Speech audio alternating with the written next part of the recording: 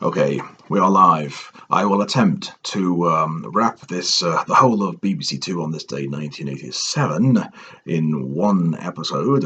It may not happen. This episode is called Back. It's a bit too low down there. There we go. Back. It's not easy to get them right. Look, it's just a piece of paper, like Blue Peter. Just a bit of paper, a bit of sticky stuff, and that's it. So, BBC Two on this day. And in the afternoon, or in the daytime on 2, Casebook Scotland, a play by Stuart Patterson. There was You and Me, Cosmo, Dibs, and Mike need labels for their new pens.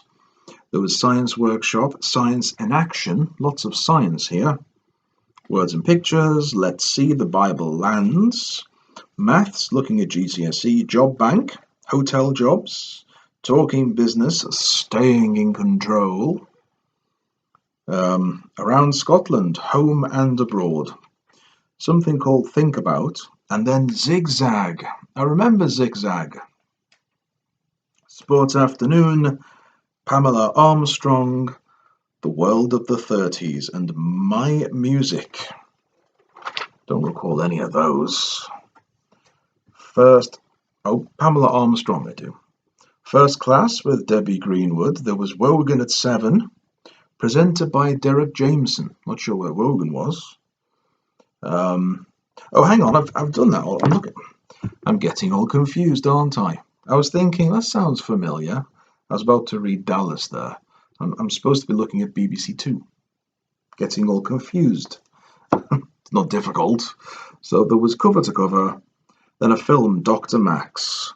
Dr. Maxwell Gordon is a dedicated old-fashioned GP practicing medicine in Baltimore. Sounds okay, then. Red Hot Chicago, take nobody's word for it.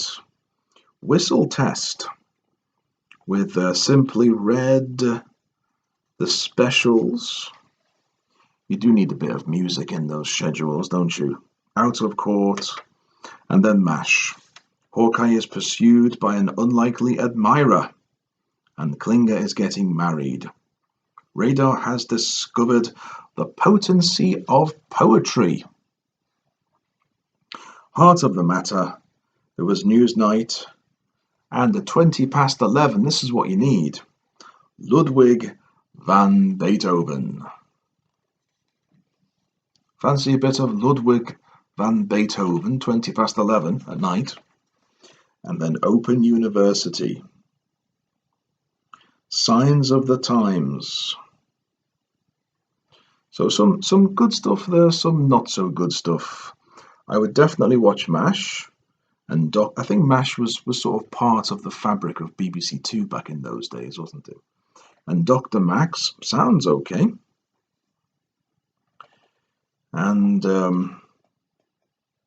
what else was there? Because BBC Two was just literally children's programs all day, like educational programs, which I don't think the BBC makes anymore, do they? They don't do those schools programs anymore. I seem to recall back in the 80s when I was in school, we used to watch a lot of programs in school, and the teacher would, because of the schedule, the teacher would say, right, today at 10:30. I mean, these times are very precise.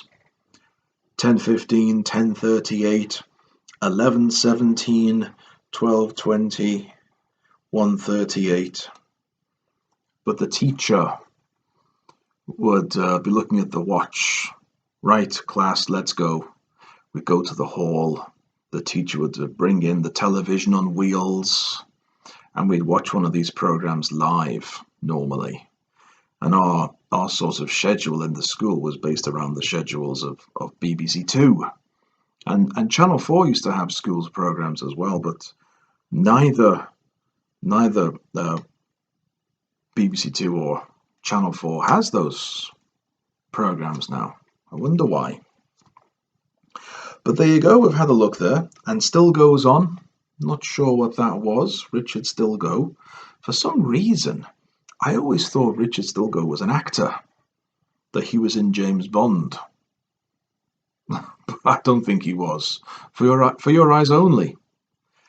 For some reason, I always thought he was the villain but he wasn't. I realised that much later. But for many years, I always thought he was a Bond villain. So I have no idea who he is, but he does have a beard. That's the only thing I know about him. Okay, well, we shall have a look again this time tomorrow. Do all this again. We'll have a look at the schedules on this day in history for 86. Very specific. 86 and 87.